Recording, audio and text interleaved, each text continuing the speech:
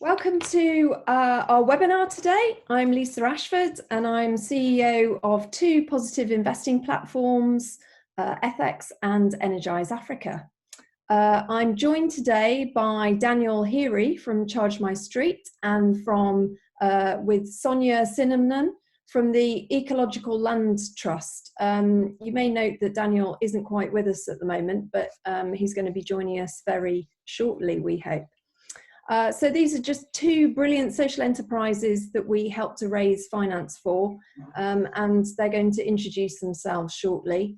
And this is the second of our regular Cuppa clubs, where we give people the opportunity to meet the businesses and ask them questions. We had some brilliant questions last week or the week before in our first Cuppa club, so I'm hoping for a rich discussion today and lots of tricky questions for from our lovely panelists here. So the format of the session is that I'll set the context for the webinar. Each business will introduce themselves, and I think Sonia's got a lovely video to show as well to explain about their organisation. And then after that, we'll open up for Q&A. We've got about 45 minutes scheduled, but we can run to 1 hour if there's lots of questions. You can submit your questions via the chat function throughout the discussion, and I will field the questions to the businesses at the end. So obviously I have to say that this discussion should not be treated as financial advice in any way, and we can't answer any specific questions relating to your own personal financial circumstances, and this isn't a recommendation to invest. This is just purely a showcase of the organisations, but we'll provide lots more information afterwards if needed via email, and obviously there's loads of information on the Ethex website as well, which you can have a look at. So Sonia, if you want to say hello just quickly, and then I'll set the context and we'll get going, and we'll introduce Daniel a little bit later. Thanks, Lisa. Yes, I'll just say hi, I'm Sonia Cinnamon. I'm the operations manager at the Ecological Land Co-op, and yeah, I'll be obviously talking to you a bit later on. Brilliant, thank you. So at the beginning of lockdown, once we got over the initial stress and worry of everything that was happening, and checking obviously that our nearest and dearest were going to be okay, I had that second oh no moment when I thought, as a small business, would we weather this storm, and could we transition to running the business from home, and would people keep investing?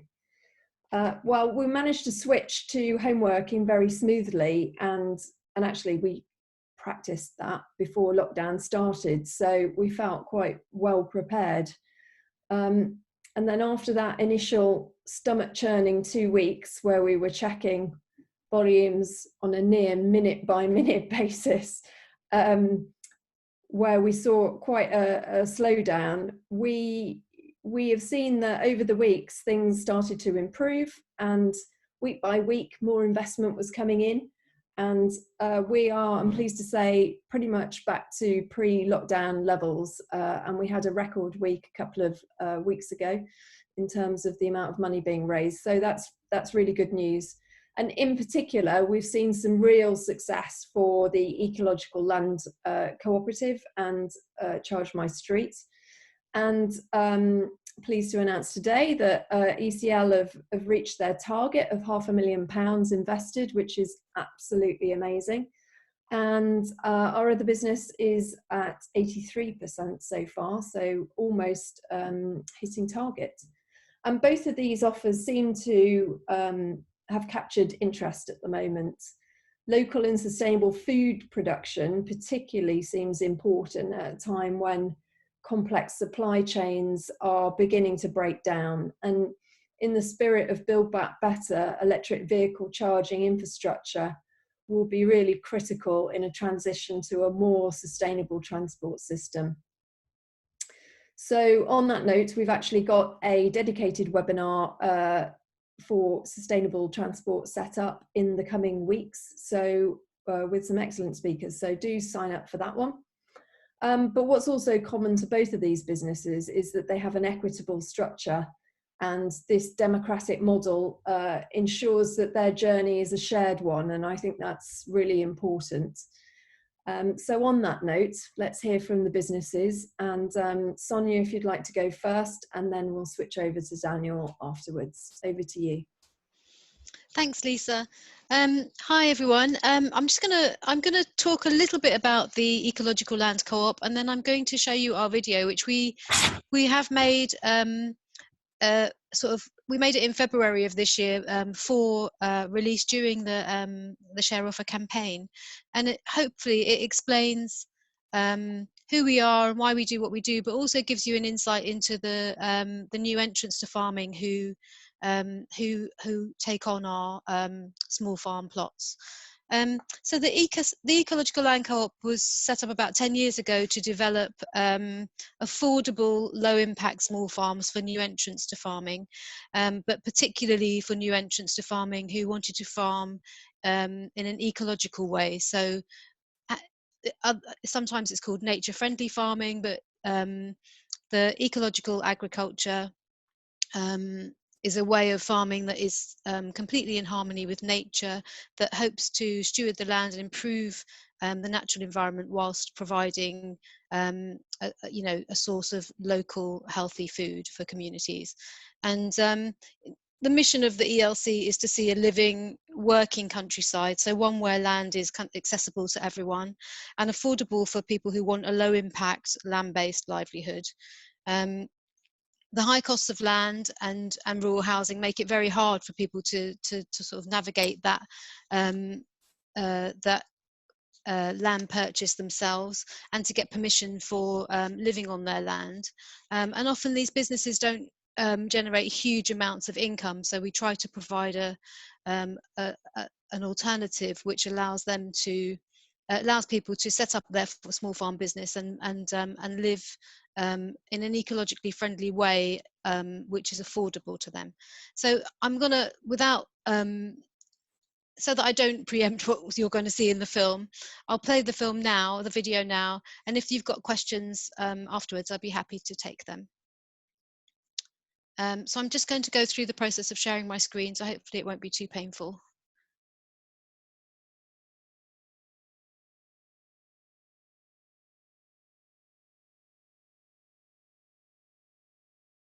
So can you see that now? Is that okay? Yeah, perfect. Welcome to what was named Martinsfield by the Ecological Land Cooperative. I'm Chris, and Emily, my wife, is over there. We run Fanfield Farm, which is the slice of heaven in that corner. Sinead and Adam, they run Orside Farm, and then there's another farm to be filled over in this corner. You can see today that we're doing some tree planting. There's lots of people around. So we decided during 2020 we wanted to plant 20 trees. Our principles around growing are more trees, more flowers and healthy soil. So the first thing to work on is the more trees. We focus on a lot of like edible flowers, cut flowers, and kind of thinking about food a little bit differently. We've got quite a few things to crack on with this year. I think we live in times that are showing just how important it is to be an agroecological farmer. It's really moving us towards a place where we understand the impact that what we've been doing for the last sort of 30 years has on the environment. Agroecology is important because we win across different areas. Dealing with the climate crisis that we've got right in front of us now is really urgent, helping biodiversity and nature, and producing healthy food and healthy materials for people. We wanted to run a veg box scheme, and I wasn't happy doing that on land that I knew could end in 6 months to 12 months because I could just let a lot of people down. So we decided to look for an active piece of land that we could regenerate the soil, put a lot of work into the ecosystem of it, but also would be here for a long period of time, our future home, if you like. Someone had just mentioned the Ecological Land Cooperative. We went in thinking this is far too good to be true. This can't be people that are setting something up that's genuinely for good and that aligned with our sort of goals. And 6 months later, we're here, and yeah, I still have to pinch myself every day. The central objectives of the ELC are to purchase marginal agricultural land and to get planning permission in order for our steward farmers to live and work on the land that they own. We also are very committed to developing regenerative farming techniques. We have always dreamed of doing something like this, but we had it in a 10-year, 15-year plan rather than a now plan. We've managed to plant over 1,000 trees today. We're planning to extend the lake here and have it as a real nature reserve type space. I think we've had about 50 people today, and all coming together to plant trees and improve the habitat space on this field is amazing. I live in the next village, so I was really sort of keen to get down and show some support. Quite excited to have this on the doorstep. Oh, yeah, come on, I need to put a plastic sheath on this one. This is where you'll be able to buy your fruit and veg grown in the field next to your house. It doesn't get better than that.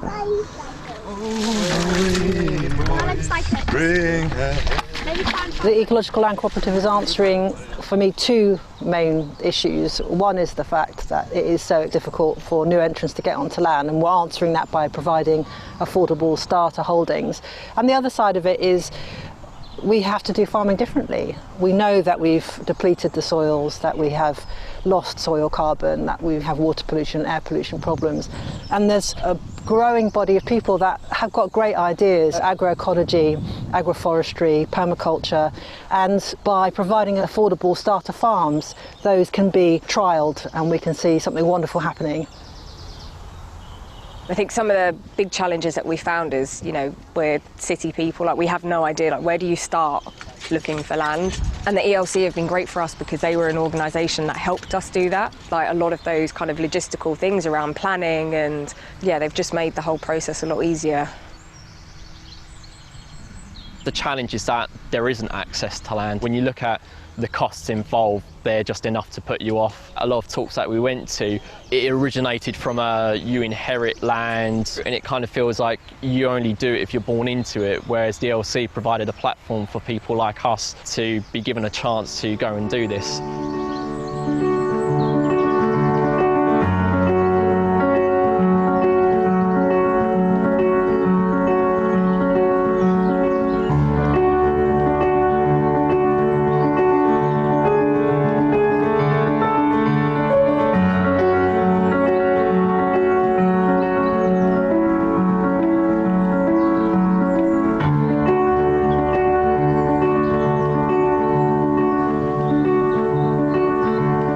The structure that they offered allowed us to be able to afford it, to move here to start with, and they supported the planning process, so it seemed a lot more of a secure option for a family with children to commit to.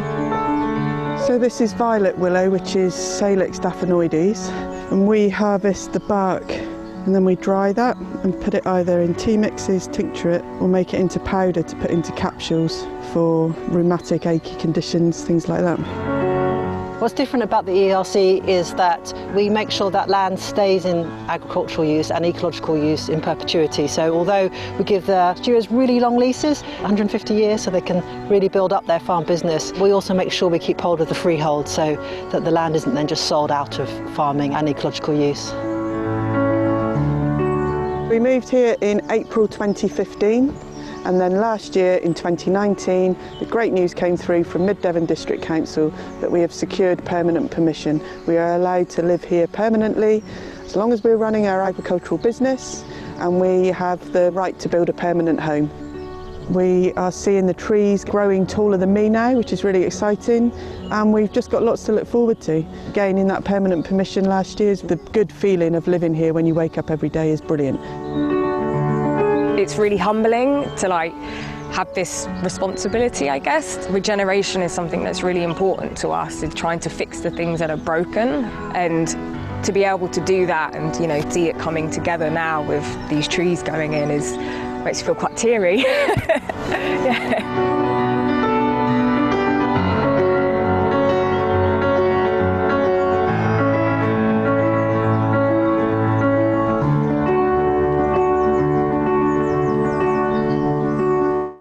So I'm going to stop it there and if I can.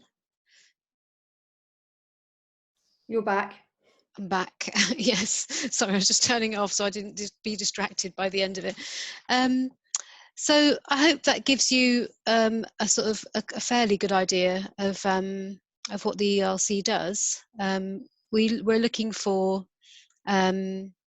we look for agricultural land that is kind of marginalised, maybe has been sort of depleted by agricultural processes, and we you know, so it has, and that has the right attributes for a site of a 3-farm cluster. And then we once we purchase the land, we kind of do leave it a little while we go through the planning process, the process of applying for planning permission. There's usually a year to 2 years, maybe even longer, depending on how difficult that planning application is to secure, where the land is fallow and left to kind of regenerate on its own, and then we start to develop the small farm site once we have planning permission. I'm not sure, Lisa, exactly how you want to do things now, because I don't know if you want me to keep talking or answer some of these questions, because I can see questions in the yeah, so chat. What we're going to do is we're going to hand over to Daniel to introduce himself and chat through his organisation, and then we'll take questions at the end, if that's okay. Okay, that's absolutely fine. Yeah. All right, so can I hand over to Daniel to say hi and introduce himself and his organisation? Hello there, my name is Daniel Heery. I'm the Chief Executive of Charge My Street, and I've got my coffee here and ready to explain a bit about Charge My Street, what we're trying to do and why we're working with Ethex on this share offer. So a bit about me. I live in Lancaster. About 3 years ago, I was quite keen to get an electric car because our old Honda Civic was on its last legs and didn't want to buy another petrol car, but we lived on a terrace street, and electric cars are great if you've got your own driveway, because you can put a charge point in, charge up off your house power supply. But if you don't have a driveway, you're a bit stuffed, and our nearest charge point was about 4 miles away at a local hotel. So this really stopped us actually progressing that idea. I phoned the local county council, who control all the highways, the pavements, the roads, said, can you put a charge point in? And they said, no, we're not going to do that. I said, well, could I put a charge point on the pavement outside my house? And they said, no, you can't do that. The city council were quite keen to support it, but they were just worried about the technology and the parking issues and everything else that they worry about. So there was this really frustrating thing. I wanted to do the right thing for the environment, but I was being held back. And even though a lot of people in the public sector and the councils sort of said, yeah, you know, this is great, we want to support you, the actual processes weren't there for them to actually do it. So I put a thing in the local paper and got on social media, gathered a few other people around who were also thinking about getting an electric car. We decided that the best way to do it would be to put charging points, not necessarily on roads, but on community centres like this one here, the Lancaster Boys and Girls Club. So this is our first charge point that went in here, and people can drive in, park on the this is our car, park on the space there, charge up, and it enables them to move towards having an electric vehicle. We don't have to deal with any of the council or councillors or people like that. So it meant that we had a sort of local solution. We managed to raise the money for this through community shares and some grant funding. We've got 4 of these in now, but we're actually expanding to put 100 in. We've got funding from the government to do that. And to try and expand this approach where we have local people who want a charge point in their neighbourhood, take that, what we've been able to do in Lancaster, and actually get it out across the rest of the region and then the rest of the country. So I've got a few slides just to explain a bit more about, you know, what the issue actually is here that we're trying to address and why we think it's really important. So effectively, we all know, you know, we've got CO2 emissions increasing in the transport sector, which is a really big problem. while they're coming down in loads of other sectors, transport is still going up. But we also know that air quality is quite poor in many urban areas, and EVs are a way that we can actually try and address that. But I think one of the big problems is that about 40% of homes, people are like me, they have a cable going across the pavements if they want to charge up at home, which isn't great when you're trying to, if you're thinking about making a significant purchase of an EV or going into a contract to lease one. You don't want to get one and then find the council telling you can't charge up at home because they don't want a cable going across the pavements. So we need some sort of way to actually get around this. One of the things that we found was, though, that even though the councils wanted to help out, they just lacked the capacity, and it was quite a struggle for them. And when we've spoken to people, we've also found that a lot of them really want to do the right thing or make that switch to EVs or hybrids, but they're being constrained by that access to charge points. So we see that the overall benefits of this are going to be around improving air quality, quieter streets, and reducing those CO2 emissions. But then, interestingly, we've done a lot of work in rural areas as well. And we see there, when we go along and talk about charge points, they see, well, this is a way that we know the bank's closed in the village, the post office is closed, the pub's closing. This could be a way to actually get more people coming into the area, coming into the village, and then accessing some of those services while they charge up if they're if they're tourists. So we see that it helps in a bit of that rural regeneration piece as well. In terms of who's actually benefiting from the charge points, we see that it's ordinary people who want to make that switch to EVs. We've seen, during this whole COVID crisis, we've seen a lot more people building links with their neighbours, their communities. We want to see that engagement build through things like this, where a few people on the street can club together for their own charge points, and the platform we're developing will enable that. But we also, things like the community centre that we talked about at the start, they're actually seeing a benefit because they're the renewables on the roof of that community centre are being used to power the electric vehicles that plug into them. So we've got this sort of virtuous circle around clean energy, renewables, how we actually help the broader society to make that switch away from fossil fuels to renewables. But as well, for the general population around cities and towns, we've seen cleaner air, less noise. So it's very much in line with what people want. So in terms of how it works, we have local people come forward. They suggest a charge point location, be it a village hall, a church, a pub, and then they can actually raise some of the money towards it. We'll try and bring in some public money as well through things like the Office for Low Emission Vehicles. And then we go in, we install the charge point, we operate it, we paint the bays green so people know that it's an EV charge point. And then effectively we buy power from the village hall. It's always 100% renewable.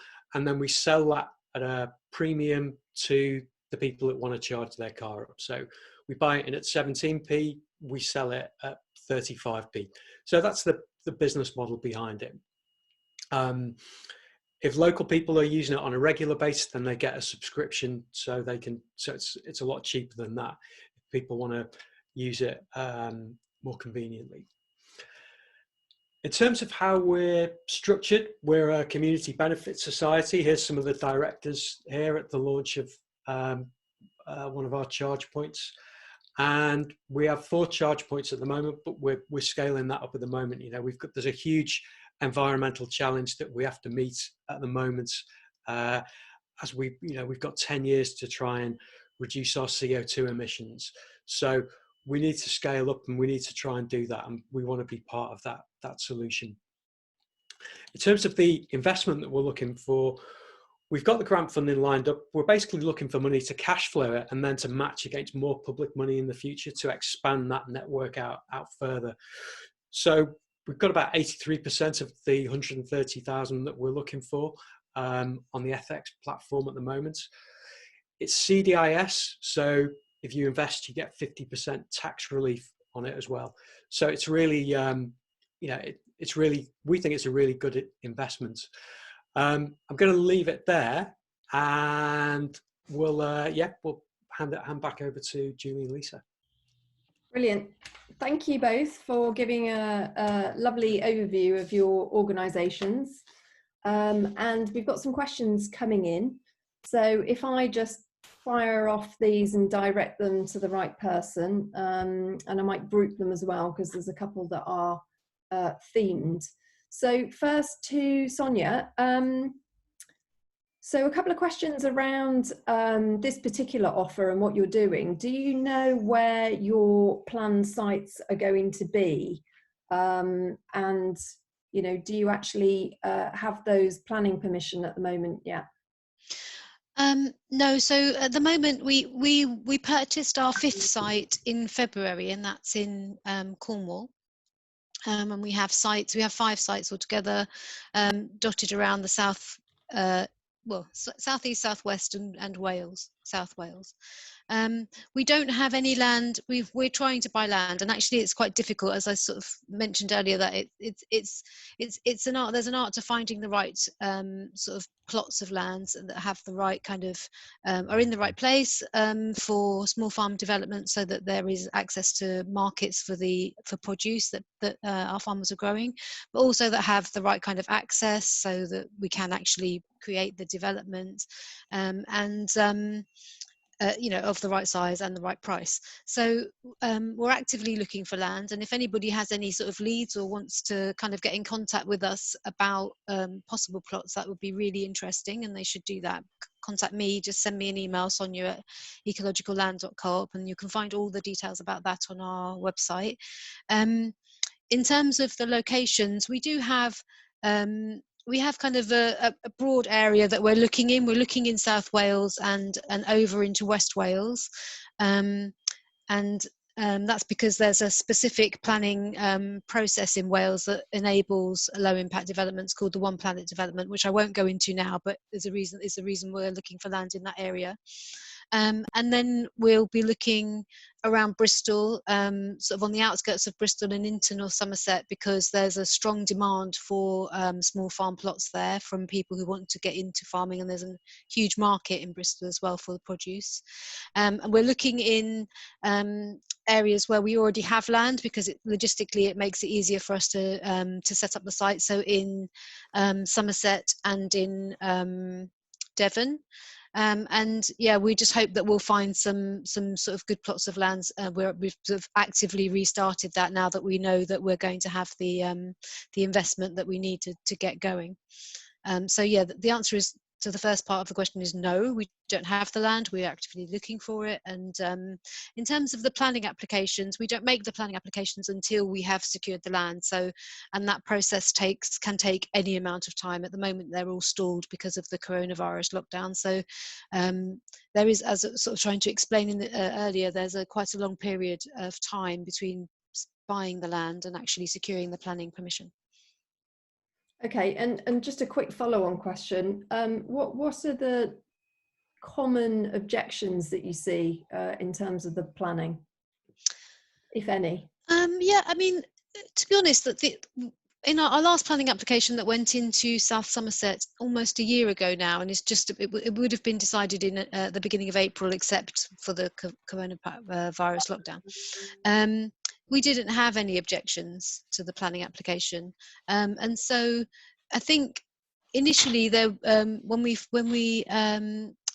put in our first planning application in Mid-Devon, the objections were more about people not really understanding what we were doing. We'd never done it before, obviously. They didn't know who we were, and it was a lot of worry about the types of development that might be happening on the land. So would there be you know, lots of vehicles left there, and basically about the land being defaced in some ways, and it not being an attractive thing for people to look at.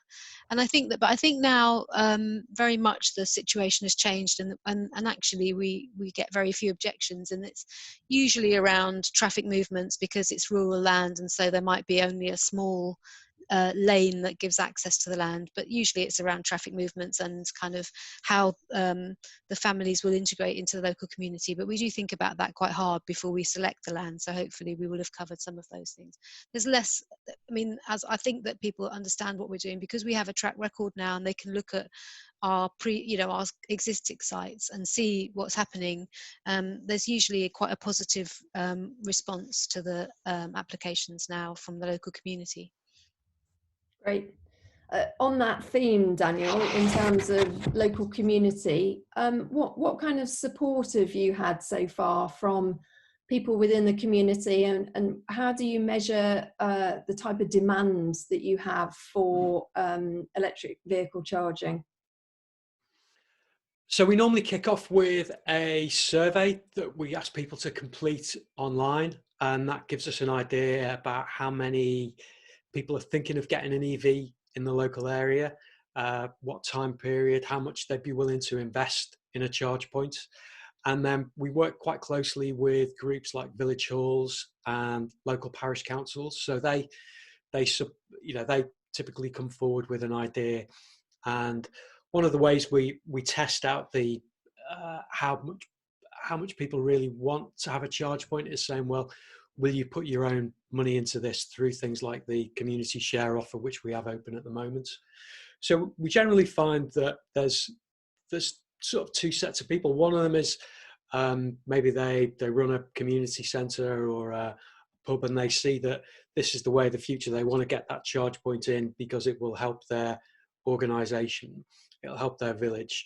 And then there's the other people who really want to get an EV, but they just need a charge point. So we work with both of those different groups, and they both have strengths. It's great to have the sites there that we can use, but it's also really good to know that we have people locally who who are willing to buy an EV, because that means we've then got the income stream when that charge point goes in.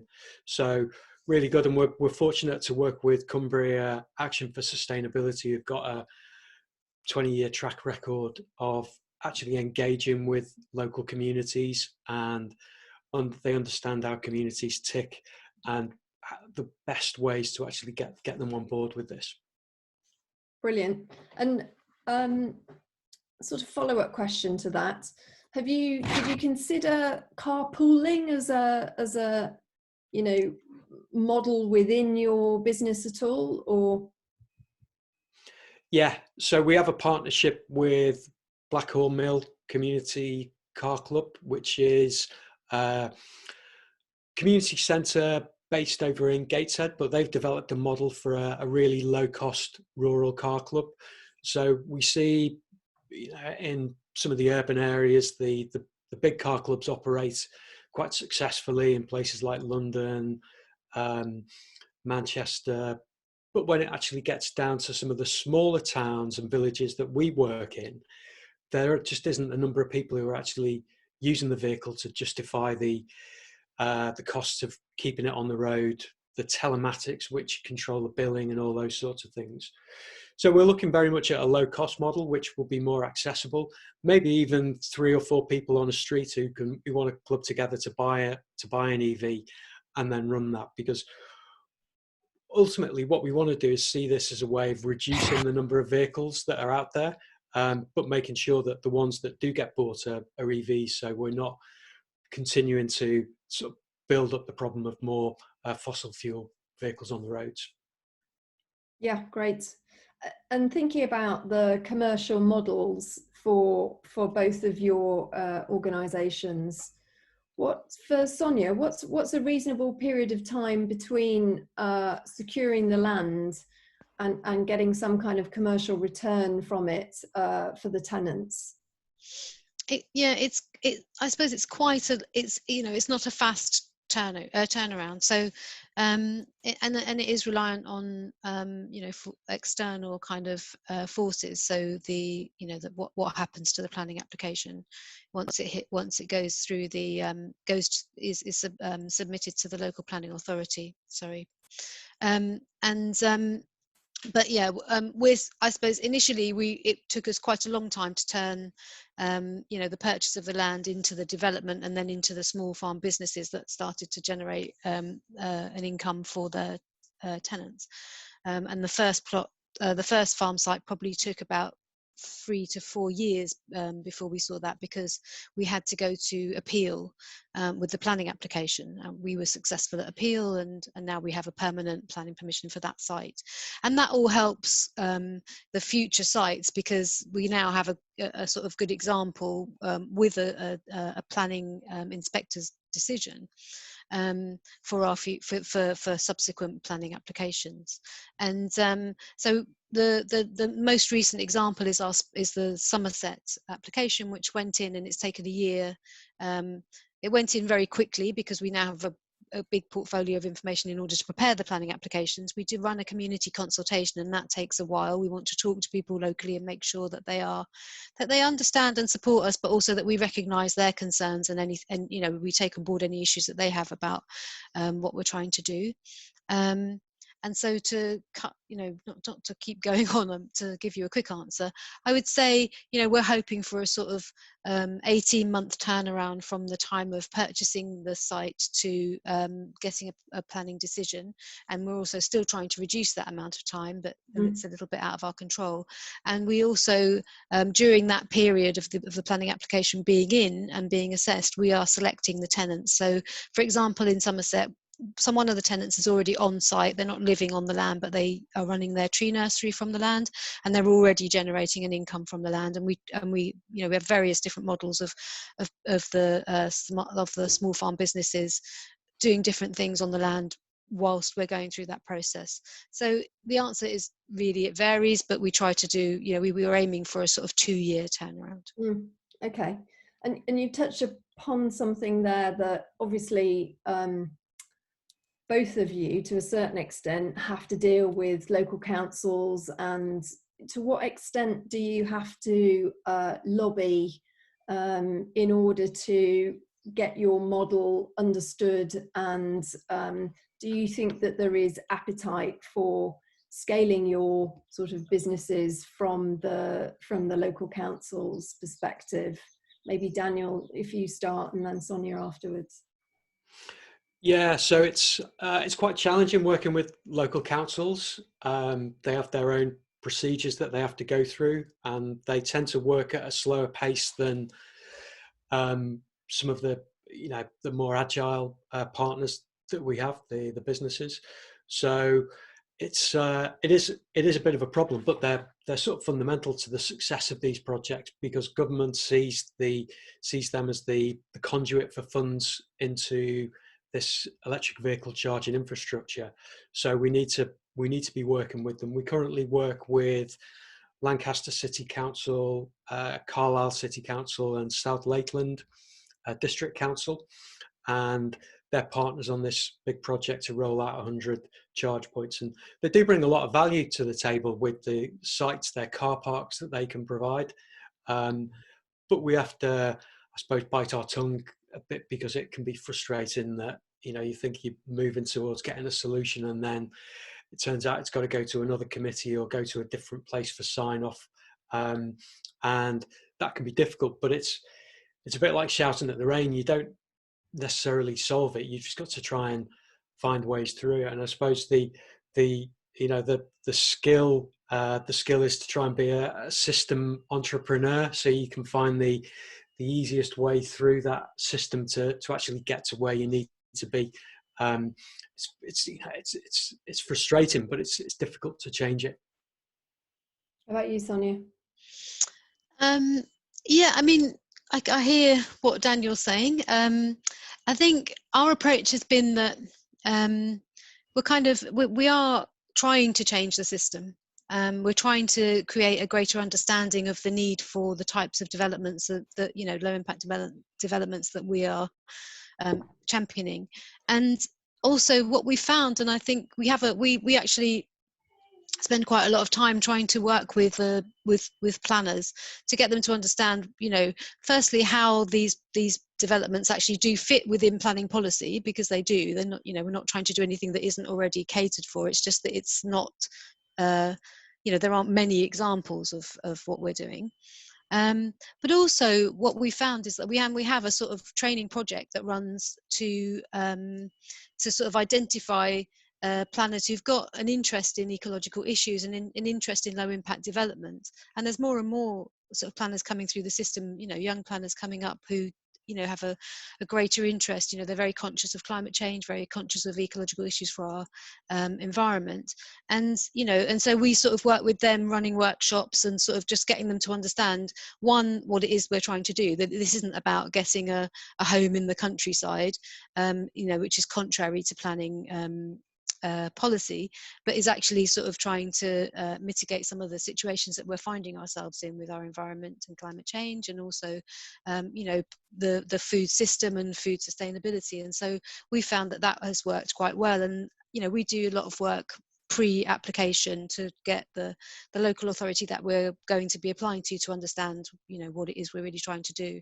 And then also they appreciate the fact that we are an organisation doing it, and that we have our sort of in perpetuity you know, clauses and in our leases, and we also you know, retain the freehold. And there's we provide a kind of a secure organisation between us and the tenant for the planners. So we're sort of doing some of the monitoring and evaluation that planners like to see, makes them feel secure. So that's how we kind of navigate it. We try to be a partner with the local authority in this process. Great, thank you. And you mentioned there about on one of your sites that it was in the video actually, that someone was managing to secure a home on the site as well. How common is that within your model?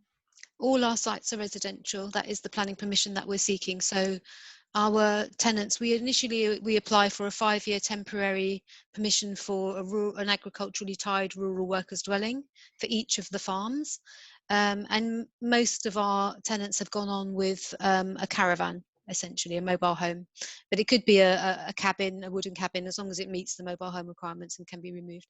And then, as you saw in the film, our first site in Devon, we've been through the 5-year temporary permission, and we applied at the end of that process for a permanent permission, and we were successful in securing permanent permission, which means that our tenants can now build their own homes on their plots. Thank you. And Daniel, just a specific question for you. For your charging points, can motorcycles also utilise them as well as cars? Motorcycles tend to just plug into our mains. They have a battery that will plug into the mains, so we don't support motorcycles just because there's no the batteries don't, you know, the connections don't exist on them to plug into these chargers, but they'll plug into any 3-pin plug. Okay, that's a simple answer. Perfect. And do you see any, obviously electric vehicles are being heralded as you know, major solution in terms of sustainable transport. Do you see any, first of all, partnerships with other organisations in terms of maybe hydrogen fueled vehicles at all? Is that within your sites at all, or is it purely within EVs for the moment?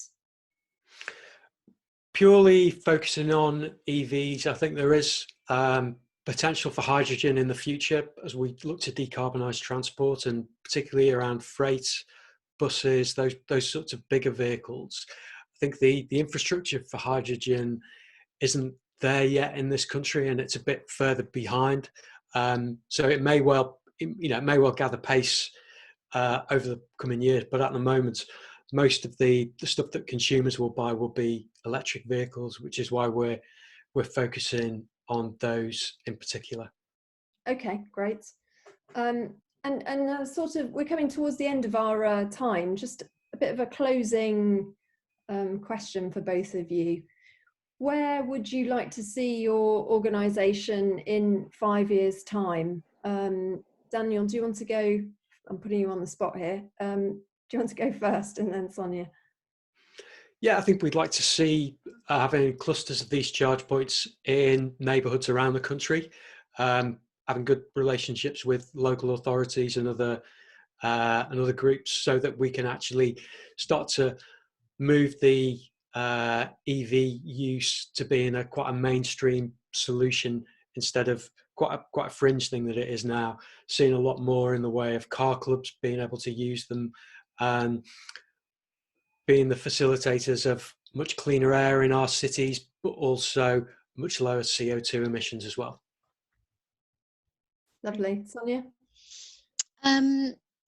Well, I think in 5 years' time, we would like to have doubled the amount of small farms that we've been able to develop, taking us up to nearer to kind of 40 small farm plots, and on, I don't know, 10 sites maybe. The other thing that I think we would really like to do, and as part of this share offer, we've set aside investment into research and development. So we're looking at setting up training projects for new entrants to farming, because we've identified a gap between the kind of strong desire to do this and actually the knowledge that you need to actually create a viable small farm business.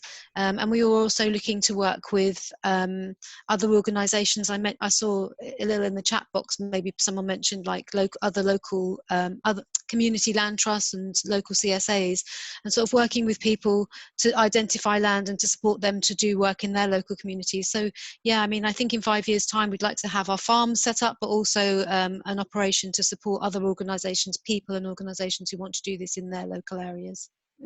Yeah, brilliant. Okay, so we have got a few sort of quite specific questions, but I think we can follow up afterwards with those. If anyone joined late, we normally put this up on our YouTube channel so people can go and view it in their own time as well. And as I said at the start, there's also loads of good information on the Ethex website as well that you can find out more about both organisations. So I'd like to thank everyone for joining, and thank you to the panellists, Sonia and Daniel. Great to have you here, and keep doing what you're doing. You're doing a brilliant job, and we love supporting you. So thanks everybody, and see you at the next webinar, which will be the sustainable transport one. So look out for that one. Thanks very much, everybody. Bye. Thank you. Bye. Bye.